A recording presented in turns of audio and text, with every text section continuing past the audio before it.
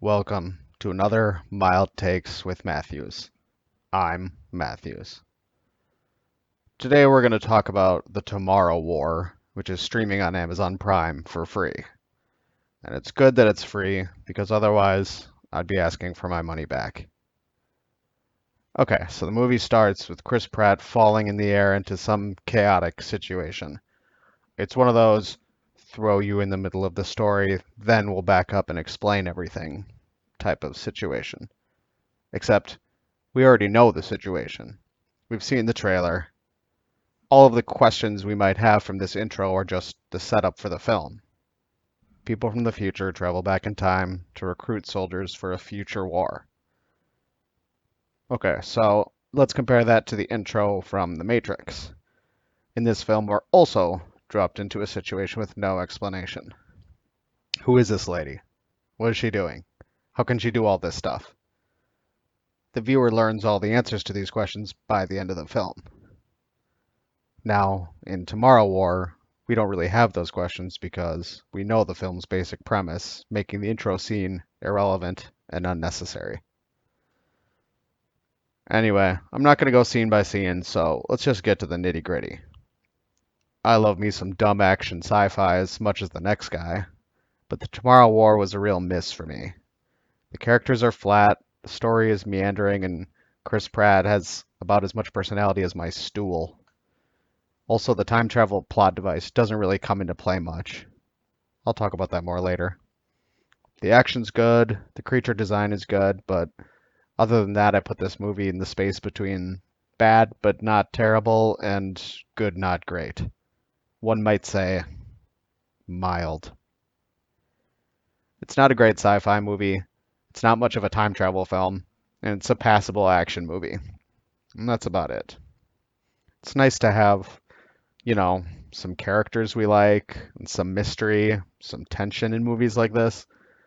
And people like me won't care if the little things don't make sense, because we're watching a solid movie.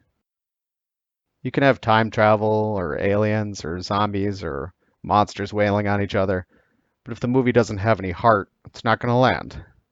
And then people like me spend the entire movie pointing out the little things that suck, like I'm about to do now. Okay, so now let's get into spoilers. At the beginning of the movie, they really hit us over the head with an environmental message.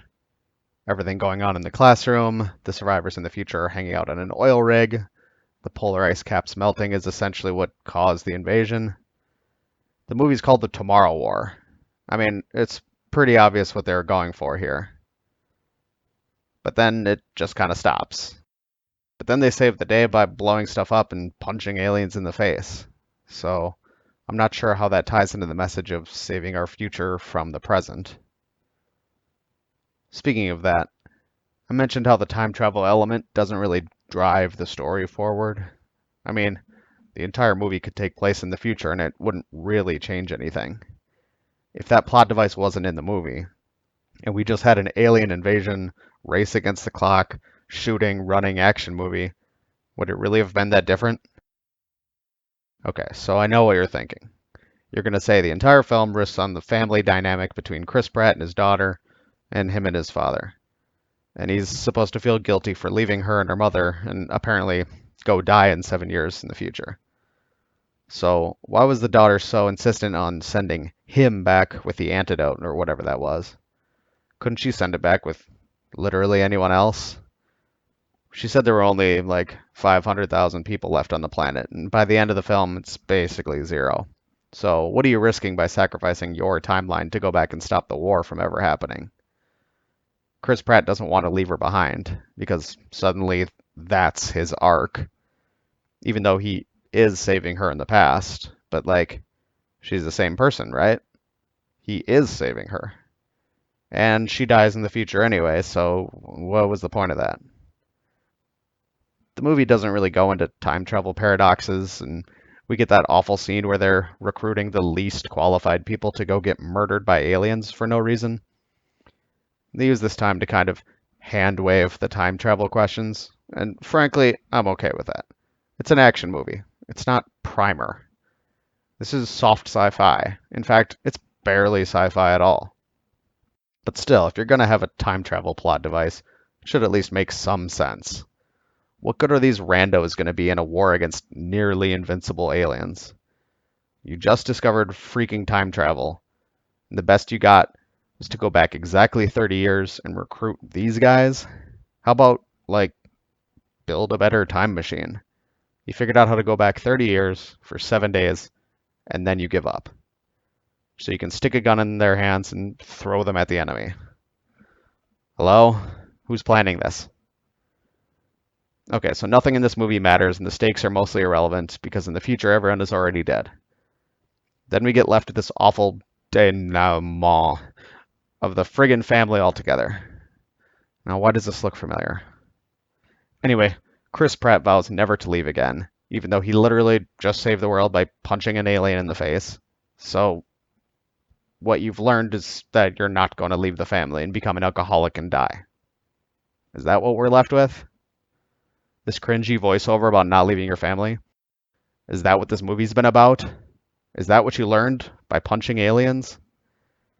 Remember what I said about characters and, like, having some? Or, like, some stakes? So we root for the good guy? Everything that is set up in the beginning of the film doesn't come back in a meaningful way.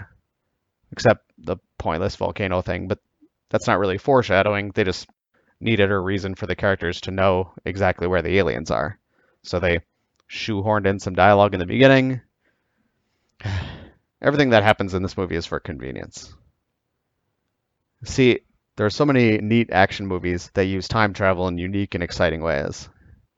They play with the genre, subvert your expectations, incorporate some fun science fiction-y stuff. And then there's The Tomorrow War, which doesn't really hit any of the beats to make a satisfying movie. It's just an alien action movie with pointless time travel and characters with zero chemistry. Okay, I'm done. Like, comment, whatever. Until the next mild take. Thanks for watching.